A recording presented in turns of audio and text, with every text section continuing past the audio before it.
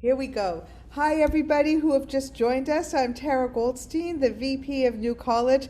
Thank you for coming to the first new Research at Noon session for this year. We're very excited to have you here. We have two wonderful senior doctoral fellows, one from the IFP program, Maria is here, and one from Human Biology, Azine is here. You have colleagues from both programs here, and we have other folks joining us from all over the college.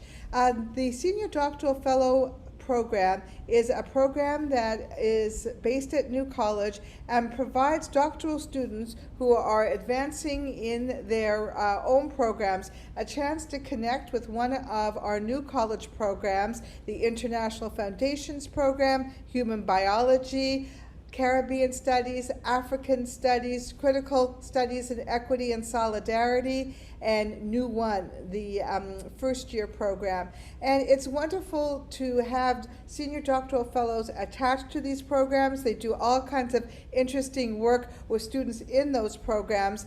But we also have a number of full New College events, such as New College at Noon, that help us introduce our senior doctoral fellows to the college as a whole, and to provide undergraduate students with a chance to hear about what's it like to start a graduate program.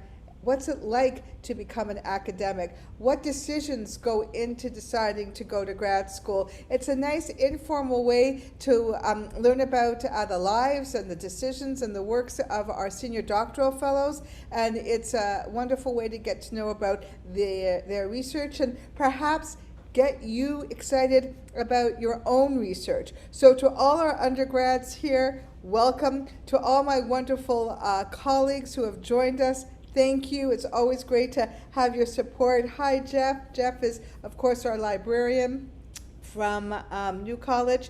And I think we're going to get started. Fung is here. Fung does a lot of the administrative work for our senior doctoral fellows. And without your work, Fung, these folks would not be sitting here right now talking to us. So thanks so much. Thank you. Okay. Azine, we're going to start with you. And would you tell us a little bit about who you are and what you're studying right now, and then we'll move on to the next question. Sure, of course. Hello, everyone. Thank you for the opportunity and thank you for being here.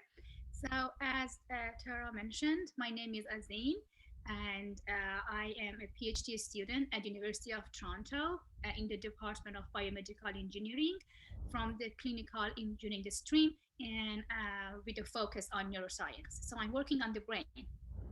Fantastic. And before we move on to Maria, can you tell us where you are studying your PhD and how did you decide to get there? Of course. So my research area is located at Greenbelt Institute, which is the research center from Toronto Western Hospital, located at Dundas and Bathurst main intersection. And I'm working in Dr. Peter Carlin's lab. He's a neurologist and he's focusing on epilepsy and seizures treatment. And well, how I got here, I think it was because of my everlasting desire for discovering the unknowns. As a kid, I was always curious to know more, and I always wanted to know why. So I think that was the motivation for me to do a doctoral research program. And I did start my research at third and fourth year of undergraduate as independent research project student. They were great opportunities for me to realize that I am interested in research in reality. And I continued my journey as a doctoral student at biomedical engineering. And that might be interesting for you. I did my undergraduate in neuroscience, but for my PhD, I've continued as a biomedical engineering student.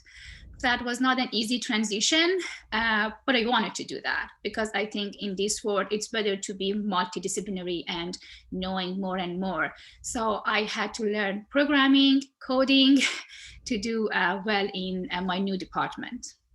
We're going to go back to ask you about that transition because I don't think we often talk about transitions in undergrad or in graduate school. We kind of sometimes think where we start needs to be finished through and completed and built upon. And while transitions, I'm sure, are challenging, as you'll tell us, it's always really interesting to hear stories of people who have made them and why. So we're going to come back after we talk to Maria for a bit and ask you about that transition. So Maria, you are a Senior Doctoral Fellow with the International Foundations Program. And can you tell us a little bit about what your research is about, where you are studying right now, and how you got there? Sure. So I'm at OISE. For those of you who don't know, it's the Ontario Institute for Studies in Education. So that's where teachers become teachers at U of T. And I'm studying in the Department of Curriculum, Teaching, and Learning. And there's a lot of acronyms here. So that's CTL. And then within CTL, there's LLE, which is Language and Literacies Education. And that's where I am. So I'm doing my PhD. It's my sixth year. I've been here for a little while. How did I get started, right? That was Yes. Yes. Okay. So I'm an ESL teacher and I have been for maybe 15 years or so. And when I was teaching, I noticed a big difference in my students between immigrant students and international students. And I was so curious about why they were so different, even though they were of similar age and demographic. So that's why I pursued my master's research. And then I went back to teaching and I was still like unsatisfied. So I just love research. Actually, I find it so fun. And yeah, so I thought I'd continue because during my defense in my master's, one of the members was telling me about the concept of cosmopolitanism. And I thought, that's the missing link. Like, I need to keep studying this. So here I am. So interesting, Maria. So what we've heard from you is that there is a moment in your studies where you started on a path, you were teaching, and you were enjoying it, but there was something that was missing, and you go and you hear a conversation, you hear a lecture, you hear a talk, a new idea comes to you, in your case, what was it, cosmopolitanism? That's right. It's a tongue twister. Yeah. And you thought, this helps explain something I've been thinking about, and then that allowed you to continue to figure out a research project. And I want to come back to that later when we start to talk about how do you design a research project. So Azin, you weren't teaching, but you did have two undergraduate program interests going on, I think, and one more around human biology, another in biomedical engineering. Can you tell us a little bit about why you had two paths and then why you ultimately decided to follow the path you did? Of course. Well, I'm not teaching, but I am a teaching assistant at University of Toronto, if that's important. Sure. I'm doing, yeah, I'm TAing at Human Biology and also Scarborough campus. I'm doing statistical analysis courses. That aside, well, at some point I realized that for you to be a good scientist, you need to know a little bit of something. So like if I want to publish a good paper, it's better for me to analyze my own data. It's better to know some programming softwares, Python, MATLAB. So I realized that when I was in my undergrad. So I decided to intertwine these two disciplines, neuroscience and coding and programming. So it was a big transition for me, of course. I did have the basic knowledge in math, physics, and statistics, but I was not a programmer. But yeah, like reading the papers, I realized that like in science, some people do only the experiments and there are other people who do the analysis for them. And sometimes there are pieces of information which are missing because these two people can't communicate well. So I was thinking if I was able to do them both myself, that might have a better outcome into my research. So yeah, I applied for biomedical engineering and started my journey. Why biomedical engineering? What was it that drew you to that? I think mostly because that department, they welcome people with a science background. As long as you meet the requirement, they allow you to go to the program. Other department, they are like way too engineering, like mechanical engineering or electrical, like you have to be a real engineer. But with biomedical engineering, you can be a scientist and you can still learn the skills that are required for you to do coding, to do programming. And aside from that, they had really interesting programs. Like there were like 4 different streams: cardio, neuronal system, devices, and musculoskeleton. So I was able to choose any of these disciplines, and I joined the neuroscience program, which was my interest. So they had very good options. This is really important for our undergrads who are joining us. And I see some folks have just started. We are talking to Azine and Maria today, and we're starting off with a little bit of a discussion of what they are studying, the programs they're studying in, and how they got there. And what Azine has just said is that one of the decisions that she made in choosing her graduate program is that it appreciated your double interest. Early on, you realized you wanted to have programming so you can analyze your own data. You wanted to get a richness and a depth of research that required both those skills. And even though you hadn't done coding, even though you hadn't early on gotten that expertise as a programmer, it's never too late to take a new set of skills on, and that's what you did. And then once you did that, it wasn't easy. You were learning, I'm sure, a lot of new concepts, a lot of new languages. You then had enough of that skill to be able to look for a program that appreciated your interdisciplinary focus. And that seems to be key, not only in getting admitted, but to continue your journey. Just before I go back to Maria, Azine, how do you deal with the fact that you may have felt at one point, because now you may feel differently, far more expert in one area instead of another? When you first started programming, you started as a novice all over again, right? You had some stuff from high school that gave you confidence to begin, but you must have felt a lot more confident in neuroscience than you did in programming. What strategies did you have to get you over the hump until you became a little more expert? That is very true. Like I fell down many times. I'm being honest with you. So when I took that signal processing course as a PhD student, everyone else in my class was an electrical engineering PhD student. I was the only one with a neuroscience background. And I was like, there is no way that I can do it.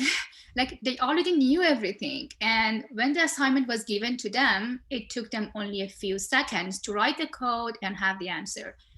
However, for me, I had to go home and spend hours and hours to learn the basics, how to write a code. But Tara, it was very rewarding. Like spending a few hours and then writing my own code, and I see something coming out. It drove me. It was the motivation for me to see, oh my God, I'm learning something new. Like now I can talk to computers. I wasn't able to talk to computers before. Like I was only able to interact with humans, but now I can interact to computers and tell them to do something for me. That was mind blowing. And every time I lost motivation, I was thinking about the ability of having to be able to talk to computers and tell them what to do for you. And yeah, it was like in 3 months, I had to master, I had to become a master in math lab because everyone else was already a master. But I think I was feeling like, however, it looks like I'm behind, but I'm not, because I'm adding to my knowledge. Like what I know, they don't know. So go girl, you're doing it. And I don't deny that. I had so many helps from like my peers who were engineers. They were so kind to me. They taught me a lot. It was not enough just to go to the lectures and listen to my instructor. It was not enough, honestly. But I had very good friends around me who helped me throughout this journey. I hope everyone else has this support around them. Yeah. So many things to talk about. It seems that you had a real goal, right? And that goal kept the excitement alive as you were developing skills later than the folks in the same program as you were. And that was, I can talk to computers now. And finding that very empowering goal is enough, I think, to take you to the next place. And you found people to support you, people who were really happy to be there for you and to support you, and you weren't afraid to ask for help. And you had confidence in all the other things that you knew that they didn't, right? And I think for all of us who struggle with not feeling confident enough, or feeling that, our skills aren't exactly where they need to be in order to make something happen, we can think back to this moment where Azine realized, I can talk to computers. And once you have that empowering goal and you know exactly why you're doing something, that helps you with the very hard everyday work of slogging through to develop something new. Thank you. We're going to go back to Maria now. And Maria, so you made the big leap from teacher, which has a certain set of skills that are very specific, to researcher, and that's a completely different set of skills. Can you tell us a little bit about that journey? You knew that you wanted to move on, but you too, just like Azine, had to develop a new set of skills. Can you tell us about that journey? Sure. And actually, I'm very inspired by Azine because, like, it's true. When you have to be humbled and you have to learn something from scratch, you're so motivated and you appreciate the learning process. And so I can relate because when you're a teacher, you're like an expert, right? Like I had the confidence of teaching forever, and I'm pretty good. Like I'm not gonna deny. But then I had to be really humbled in graduate school because I'm actually not a very good writer or an academic writer. And yeah, it's a completely different world. And actually it's a different brain that I have to use for teaching ESL, and then being a graduate student, they're entirely different. Like I have to be in a different mood, if that makes any sense. And the humility that I've gained here at U of T from sucking so much at things is very good for my teaching, because I forget how hard it can be for people to learn English, because I've known English for quite a while. But when you teach from a place of understanding your students, it's like a different experience of teaching, and I think my students also appreciate that. So yeah, to be honest, I'm having a very hard time even still being in a teacher and a researcher. I don't think that the two worlds, surprisingly, that you'd think that they sort of orbit around each other, and they don't, or at least not for me. So that's why right now I'm only working part-time. I'm no longer a full-time teacher because I simply can't do both. It's very interesting, and it makes entire sense, especially as you are doing your research. But there is a colleague at OISE, not in language and literacies, but in the other CTL program, which is called Curriculum and Pedagogy, who does a research course called Critical Practitioner Research. And I'm going to put it in the chat. My colleague's name is Rob Simon. And what Rob is trying to do is trying to show that the worlds don't have to be that separate, the world of teaching and the world of research. And he believes that practitioners, whether you are doctors or whether you are teachers or whether you are artists, can learn to do research on their practice around issues that really concern them about their practice, and can learn research skills that integrate into the questions they have in their everyday life. So I'm not sure where you are in your program, but you may, before you completely leave OISE, look for the course, because it's another way of thinking about research and integrating research and practice. Often as researchers, we always are asked about the significance. What does your research have to say? In our case, to language education, right, or education more broadly, and in Azin's case, what does your research have to say to solving this crisis or that crisis or this question or that question. But Rob has an interesting way of having you work as a practitioner and do research, so that might be fun. We are going to give the folks who are listening in a chance to ask questions. Feel free to raise your hand or put it in the chat or just unmute and say, I have a question. And we'll take a few, maybe two, maybe three, before we move on to the second set. So does anybody have a question for either Maria or Azina about their journey so far? And everything is interesting to us. Feel free to ask anything. This is our moment.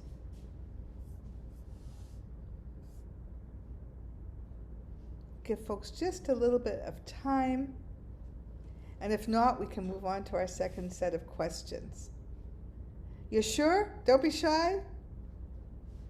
Okay, we're going to move on to our second set of questions. Okay, I want to know, can each of you talk about an important moment in your doctoral research journey so far? A moment that seems maybe to have been unexpected, a moment that you were surprised about, a moment that you're particularly proud of, a moment that made you think, and why do you think that moment was so important? And Azine, can we begin with you?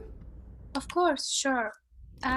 I mean, there are many important moments in your doctoral studies, and I'm sure everyone has faced them.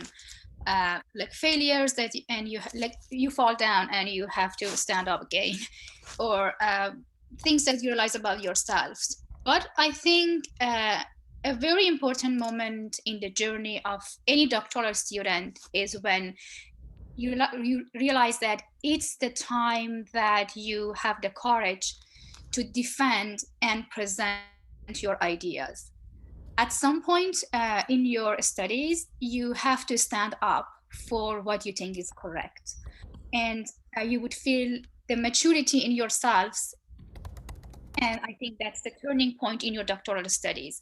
You feel like you are ready to propose ideas and to back them up with your findings and your knowledge. I did experience that moment in my PhD studies. When I began, I was not confident enough to defend my ideas, to stand up for my hypothesis, and to argue with my committee that I am an expert in what I'm doing, so you need to believe in me. I think it was my end of third year, fourth year, that I did gain that courage. I had to argue with everybody in my committee to convince them that what I think is correct. I'm going to write my paper in this way and I'm going to submit it. And it happened. And the reviewers liked my idea and my paper got published. I think this is the moment that every PhD student needs to reach that point, to be confident and courageous to speak up your ideas and not being afraid of making mistakes. I think we all have the fear of making mistakes, but it's important to reach to that point, I think. I'm just putting that last line down, afraid to make mistakes. And of course, we all know we learn from our mistakes. Of course. I think, Azine, when I put together what you've just said, you as an interdisciplinary scholar, as someone who has combined neuroscience and programming, you do have expertise that not everybody has, right? As an interdisciplinary scholar, you kind of move away from traditional boundaries and are asking different questions than perhaps just the questions that a neuroscience without your other skills would ask. And I think when you do interdisciplinary work, and I know our equity studies folks are involved in an interdisciplinary program, as our Caribbean studies and African studies, our new college students, our new one students are as well. In IFP, the students are learning to to scaffold their language learning around interdisciplinary knowledge. I think that provides, of course, a whole new wealth of ideas, but ideas that you are putting together in a different way from folks who aren't interdisciplinary scholars. And I really appreciate your courage to say, yeah, I know what I'm doing. And then, of course, you did get an article published. I'm going to come back and ask you about that, because often there are revisions to be made, and I'd like to hear how you dealt with it. And around the theme of making mistakes, our colleague Jeff says, one great side effect of making mistakes in public is that a good colleague won't just correct your error, but they're likely to teach you something new or extend your knowledge in unexpected ways along the way. That's great. And of course, the humility that Maria talked about makes it easier to take in that new knowledge, right? I mean, of course it stings when you make a mistake, but when people kindly help you and extend your worldview or extend your knowledge, it's a wonderful thing. Thank you, Jeff, for that. Okay, Maria, how about an important moment in your journey? Okay, so I guess it's more of a confession. I kind of got kicked out of OISE at one point because I overextended the time it took me to write my comprehensive exam. And so you have like a certain amount of years to write it. And then after that, it's like, sorry, you know, this is not the right program for you. And I went over, and then COVID happened, and I was like, oh my gosh, I really have to like decide, you know, is this what I want? And I had to actually meet with the program coordinator and defend myself and say like, yeah, please let me back in. I promise you I'll finish my comps. And this is why my research is important. And I had to think, I'm like, is my research important? Do I care? Is what I have to say important? I thought about all my students and how many international students there are. And I thought, yeah, like this isn't just for me. It's for other people to improve our system. And so being kicked out helped me remember why I'm doing this. And that was the moment where I changed how I study. I created study groups. Actually, I'm not the only one at OISE who's left behind. So I got all the stragglers. We write together collectively. We have accountability now. And I'm doing much better after that. It was a bit harrowing, but I'm a better person for it. Thank you for sharing. You made yourself vulnerable, but I think that your story has so much to teach us. First of all, life happens, and we don't always meet the milestones that we are expected to meet. And I think it's really easy when you are asked to leave because you haven't met a milestone in time, that you do exactly what you did, Maria, which is to say, okay, this is an opportunity for me to say, forget it. There's a reason I didn't meet my milestone. There's a reason that I can't make this work right now. Now is not the right time. I'm going to let it go. Or you can say, actually, I still really want to do this, and I'm going to find another way to make this happen.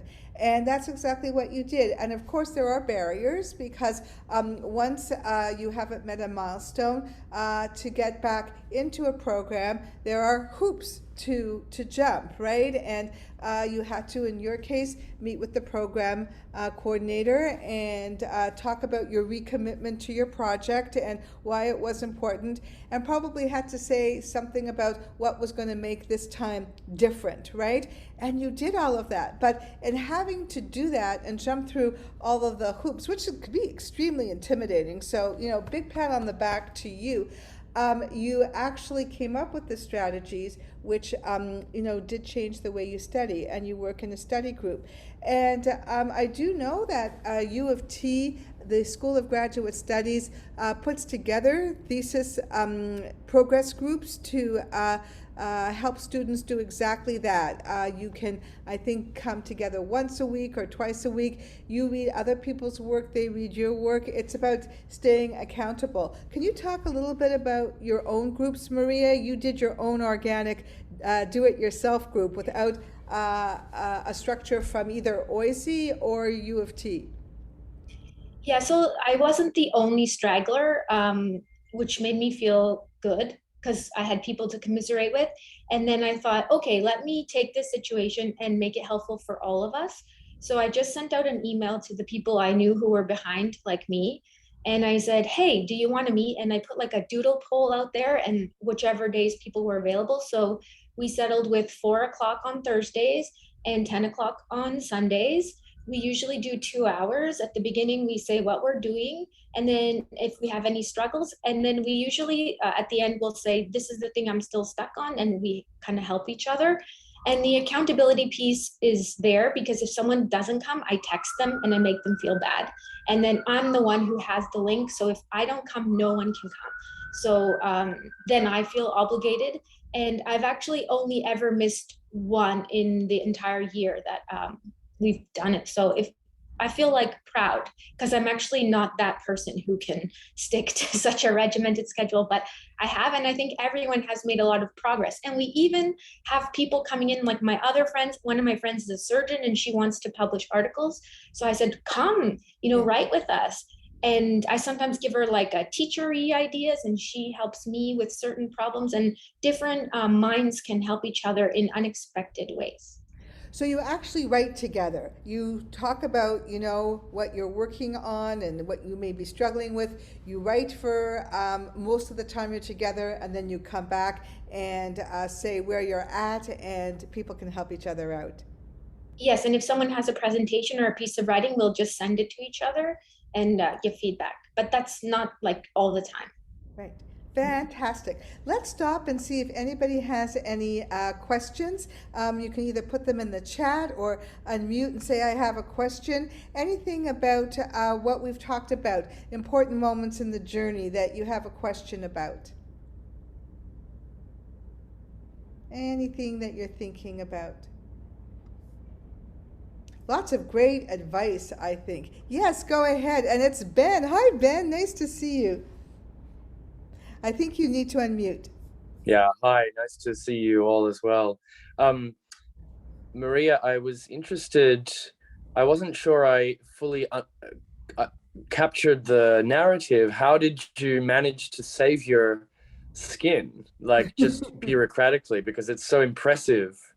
And having spoken with you just even briefly about your research and how important it is, in terms, as you expressed it, in terms of often the great difficulties that international students face, undergraduate and graduate international students like myself.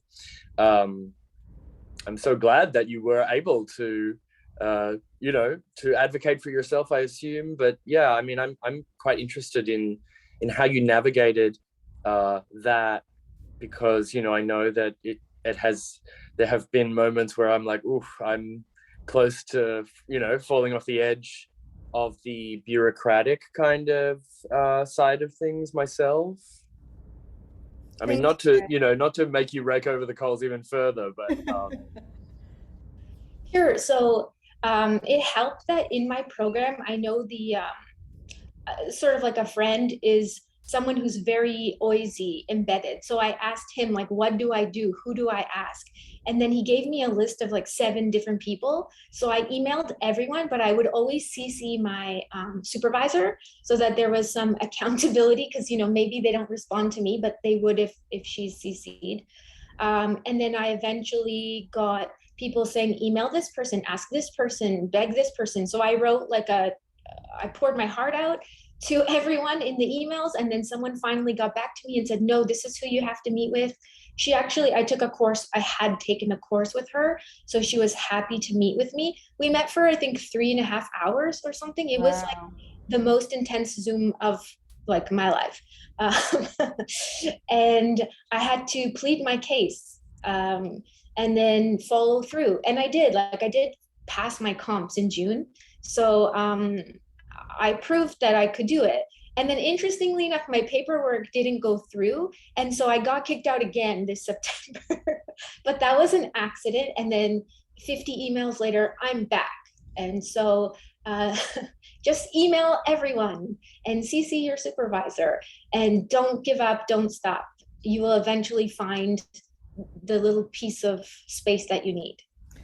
That is very interesting. There's two things that happen. When you email everybody and CC your supervisor, your commitment to finishing is really clear. And it's not always clear, even to somebody who, is working in a department, who is the one who needs to do what in order for this to happen. Policies change, practices change, personnel change. And so the first step from your narrative is that you need to find the right person, and you may have to write to a lot of people, but in doing that you eventually got to the right person, and the side benefit was everybody knew how serious you were.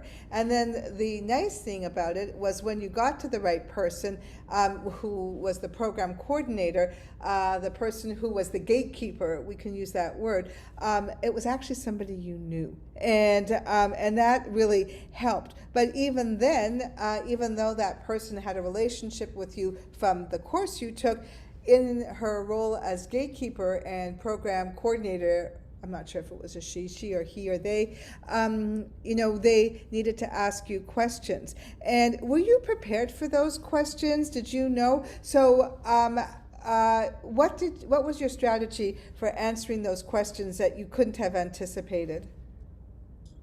Yeah, really, I was not expecting that.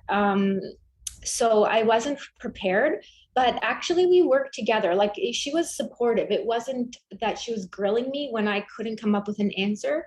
She showed me some options. Yeah. And I actually felt like we were a team in Yes. helping me come up with a solution. So no, I wasn't prepared, and I wasn't able to answer everything, but I think she could read that I was serious. It's like I had to convince myself, in addition to her, that I was ready to move forward. I love what you said about options. So if you're stuck, whether it's Ben or anybody else, in a moment like this, and someone says, well, what is your plan? And it's like totally okay to say, well, I'm not actually sure because I don't know what the options are. Can you help me explore the options? And that's their job. They have an administrative role. They, know options. Or if they go, I don't know any, then you do what you did right from the beginning. Who can I talk to who could help me explore options, right? So I think part of it is to keep the conversation going, and looking for concrete solutions. We learned a lot from that. Thank you so much, Maria. We're going to go to the final set of questions. Azim, we're going to go back to you. Can you tell us the title of your thesis project? We know titles change all the time, but can you tell us what it is now? Very shortly, briefly, what's it about, so this general audience can understand, and why you actually wanted to talk about that topic, research that topic. Of course, for sure. Thank you, Maria, for sharing. So the title of my research is the investigation of the contributor factors in brain potassium regulation. So to give you a little of background, what does it mean? Basically, neurons communicate to one another through action potentials. Action potentials are dependent on sodium and potassium ion interplay. So many neurological diseases, such as epilepsy, migraine, stroke, anoxia, and seizures, are associated with abnormally high levels of extracellular potassium concentration in the brain. To better treat these conditions, we need to know the underlying mechanisms in potassium regulation. So basically, my research investigates the mechanisms involved in potassium ion distribution and regulation. So far, I have studied the role of cellular bridges between astrocytes, which are a type of cell in the brain. And so I've investigated the role of these cellular bridges in distributing potassium ion. And I also have examined the role of these cells, which are called astrocytes, the membrane potential, like the role of astrocytes membrane potential in potassium ion regulation. I would go into more details if you are interested, but I think that's too much. So you did an amazing job of making something that's very complicated very accessible. And just because you did such a great job, I want to just point out what you did. You named the topic, and you gave us a reason why, your rationale. The reason that we have to look at regulation is because neurological diseases are associated with potassium. And then you used generic words like distributed and regulated, and you made it accessible to us. We call that in the academic business, the elevator pitch. So if you're in an elevator and someone says, "So what's your research about?" Because you're just talking casually, you have your elevator pitch, and you never know who you're talking to. And someone could say, "That's really interesting. I have a good friend who is putting together a research study on, they would love to meet you." And because you had a good elevator pitch, here we go, and you have a new opportunity, right? So well done. And Colleen has also said, nice work. Okay, Maria, your turn. What's the title of your project? What's it about, and why did you want to study it? Yeah, so the title is in the works because of ethics, but so far it's International Students Identity Negotiation in Ontario Schools/Universities. So it's about international students and how they negotiate their identity while they study away from their parents and away from the countries and the nationalities that they have. Yeah, and the thing that I think is important in this context is their experiences. And so it's like, we talked about a gatekeeper before for me, and the school is a gatekeeper as well.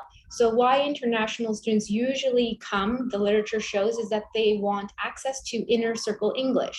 Like they want to be part of that global community. And so there is a gate, and I'm wondering what kind of things happen while they're studying abroad, and then how do those experiences shape their identities. So this is my research is going to hopefully be in the data collection stages very soon. I just like some minor typo things, and then I should be able to get going. So I'll be interviewing international students, their peers, university faculty, teachers, hopefully their parents as well, and guardians, if they have guardians. Tell us a little bit about why you think it's important to talk to parents and guardians as well as the students themselves. So one of the tools I want to use for my data analysis is called Crystallization. And like, of course, there's a huge contrast between Azine's study, like is obviously more like quantitative and like sciencey, and I'm obviously qualitative researcher. So basically, crystallization asks the researcher to look at a topic from multiple sides, like a crystal, right? So we have triangulation, which is like a triangle, which has three sides. But crystallization considers research as many lights being refracted in multiple ways. And so then I looked at the topic like that, like who helps shape someone's identity? And I was thinking, well, parents do. Like, you don't usually become an international student without your parents, without a guardian. Like, these are the people who have a huge role in the negotiation process of someone's identity. And sometimes maybe that person doesn't even know how their journey began as an international student. I thought, let me ask the people who helped make these decisions at an earlier stage. Great. Here's another question that's related to each of your projects. We'll start with Maria first. When it's all done, that was a great elevator pitch too, by the way. When it's all done, who do you hope reads your work and why? So I find that in Ontario, we have a lot of international students. U of T has 24,691. And where I teach, it's about 1/4 as well.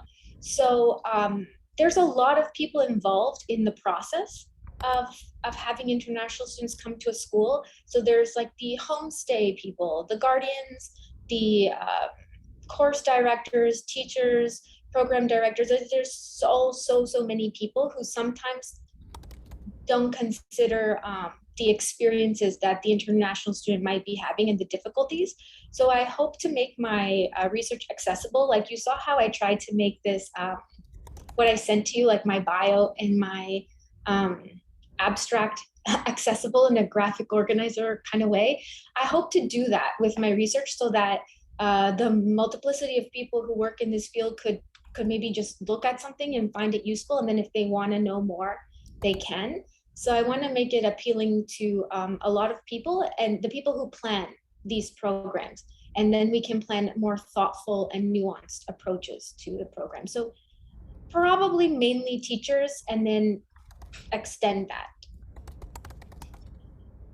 Great, I'm just putting that down. And meanwhile, Ben has said that over a quarter of U of T's graduate students are also international. So interesting.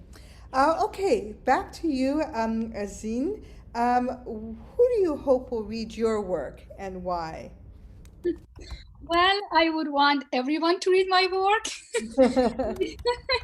There is no limitations, like everyone is welcome to read them. But to be more specific, I would love current and future researchers to read my work. These are the people who are most likely will continue my work and build upon what I've investigated so far. I would want doctors and stakeholders to read my work, and because they are able to better serve the patients, and they could also bring us funding to help us carry out research, because research is expensive and there are not lots of funding out there. I would also want the patients to be aware of what me and we are doing for them. I think they need to know that there is hope, and people like me are doing whatever they can to improve the life of those who are suffering from these conditions. To give you an example, I remember it was around 2018-19. I was interviewed with a biomedical engineering department with regard to my research. And when the story went viral, a patient's family read about my study and they got fascinated. They wanted to meet me and my PI. They came to the lab, I gave them a tour, and after all, they donated to our lab Wow. to carry on my project. That was a very beautiful moment to see hope in patient's family and to bring some money for our lab so I can do my research. So the more audience we have, the happier we are. So Very, very interesting. So a broad audience. Now, we know that one of the things that academics do is publish in journals. And so, Azine, that will help current and future researchers continue your work, maybe even doctors. But how it was an interview that you did about your research that reached the family of a patient, right? What other ways are you thinking about to write about your work outside academic journals so that it gets this wide audience that you want? yeah, the other way is to be introduced in magazines, which is what happens a month ago through Toronto Western Hospital. I was one of the students who was featured in that magazine, and like because of thanks to the digital world, like my research went online in Twitter, Toronto Live, and like all other possible platforms, so people can read about what we are doing aside from publishing papers in journals that you just mentioned. So yeah, we are trying to be as social as possible, prepare lay abstract as just I did to when someone asking me what I'm doing, I would do elevator pitch with the layer abstract. So maybe they get interested and they fund us. Very good. Very good. Great. I didn't spell abstract right. Okay, great. We're getting close to time to close up. Let's see if there are any other questions before I go to my final questions for both of you. So Karen was asking about Maria's focus, and she talked about wanting to start in high school, but of course with COVID, we all have to make changes in our plans. And so now you're looking at first and second year post-secondary school students. like the ones in the IFP here at U of T and some of the thousands that you talked about earlier. And I think you are right, they're still in their formative years. And it's a very good community for you to work with. Okay, let's see. Any other questions before I move on to my final question for both of our speakers today? We talked a little bit about who would they like to reach, how they plan to reach them. In the last little section, we talked about the specifics of their research. Anything else that people want to ask at this point? We can also go back to their journeys. Anything else that you've been thinking about since we last talked about their journeys that you want to ask about? We're good for now. Okay. Oh, Karen, it might be interesting to distinguish between students who attended a Canadian high school or a high school in their own country. Maria, is that something that is on your radar? Yes, yes, Karen, thank you. So it is part of, I have a pre-questionnaire, and in the pre-questionnaire, I do want to know who attended a Canadian high school. So I would kind of ask them, like, retrospectively their experiences. But if I can't find enough participants who did go to Canadian high school, then I'm just going to have to go with people who attended like an international high school within their own country. But I only need 10 vocal participants. So hopefully in my pre-questionnaire, I'll be able to find them, I hope. And you know, Maria, even if you have a small group out of the 10, I mean, it all depends on your research questions, and of course, your research analysis chapters answer your research question. There might be room, you know, for a chapter that talks about, you know, the specific experiences of, you know, the 3 students who went to Canadian, you know, high schools, and how there are similarities there and differences from the others, if it becomes, you know, something that seems significant. Yeah, great. Thank you. Okay, the last question as we begin to close up and say thank you for your time and thank you for sharing is, we do have some undergraduate students here who may be thinking of graduate school. What advice would you give them? Let's say they are in, you know, year 2, 3, and 4, and they're beginning to think, well, maybe I want to think about graduate school. What advice or what kinds of things do you think would be important for them to consider at this point? And Azine, can we start with you? For sure, I would be happy to. Look, I don't know what is the major of the students that we have here, because it's like very different, as Maria just mentioned. We have different type of research here. But if they are in the world of science or engineering, I would recommend them for sure to do research before going to grad school. There are many type of research available, like ROP. They are a research program, independent research studies provided to undergrads. I know it's more difficult to join these researches during COVID, but just do your best and expose yourself to the environment and see whether you like it or not. Because reading it through paper, it's very different from experiencing it. The other important advice is, if it's possible for you, um, get involved in the lab that you would want to work during your graduate studies. Every lab has a different culture, different environment, and it's very important that you match well with the lab that you are working with. It's going to be your second home or maybe your first home. You need to match up with everyone, and you need to like the culture in the lab. So if it's possible for you, volunteer in the lab for a few months to make sure that this is where you want to be. And ask people around to see how, like, what is this lab is doing, and what is the goal in this lab, how people are interacting with one another. No one told me this when I started my graduate studies. Hopefully I'm in a good environment, but I've seen many graduate students who are struggling and they don't like where they are working at. They like, you have to be there at least for 5 years. So make sure to choose wise. Start early for looking the lab, so you don't leave it for the last minute. If you do it for the last minute, then you have to go with whatever option that you have. and you won't be able to choose. So start early, expose yourself to the environment, and make smart decisions. How do people begin to research how different labs are operating? You start early to find a lab you want to do graduate work in.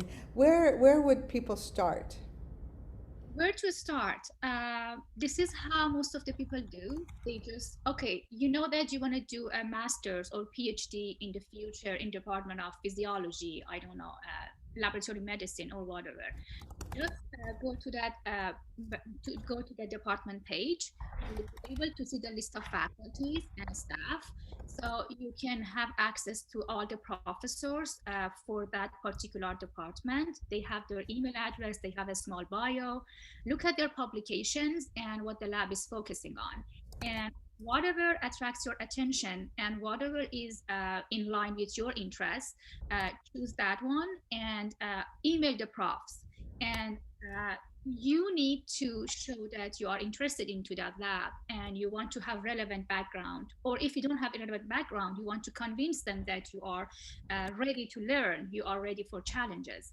So email them, email as many as profs that you can, offer to volunteer there, or go with ROP, which university supports that program, research students, and you don't need to pay anything. So these are the first steps to get introduced to a lab and to research. What's the name of that program that you just mentioned? We have ROP, Research Opportunities at University of Toronto. That's for second year students. We also have Independent Research Project. They are for third and fourth year undergraduate students. ROP and Independent Research Project. Great. Maria, what advice do you have for undergrads? I know you came to research from a professional career and you had gone to do your professional training. But if you're an undergraduate, what would you think about in terms of your advice? Sure. So in my undergrad, I feel that most of the things that were happening were that I was repeating other people's thoughts. And that didn't really satisfy me. So when you go to graduate school, you get to take your own original thoughts and apply them to the repeated thoughts and create something new. And that is like truly exciting. And I don't know, I can't think of anything sadly more exciting than that. So I think that if you really want to create thoughts and even just like understand the world better, it comes from this place of graduate school where you dive deeper, learn more, and I think you can really make a difference with your research in graduate school, because it can, like for example, at my school when I was just a teacher, people wouldn't listen to me as much if I had an idea. And then as soon as I had like a master's or something, it's like suddenly I'm more important. And the truth is I did have different thoughts than I had before. And I did see things differently because I learned so much. And I was able to have more confidence in my workplace based on my graduate studies. And I could show if I wanted the principal to give me more money for the international students, I would like print out articles and say, look what happened in other schools. Look how people stopped failing and started passing because there was more money offered to students to have experiences. Like, can you not see how this is obvious? And having the backup of research and being able to articulate it, it made me more effective at work. And it gave me more options too, as a professional, of where I could work. So yeah, I can't think of something more fun. Do it. Do it. Well, that takes us just to 1 minute before 2, just enough time for me to say thank you so much to both of you for your time. I hope you have a wonderful year here with us here at New College. I know that your program directors will be in touch to invite you to some other events. And I'm going to invite you to one more event. At the end of October, we always run a Going to Grad School workshop. So I'm going to invite all our Senior Doctoral Fellows to attend that. Hopefully the day and time will work for both of you as well as for some of our others, like Ben, who is a Senior Doctoral Fellow in Caribbean Studies, and about whose work we're going to hear about next semester.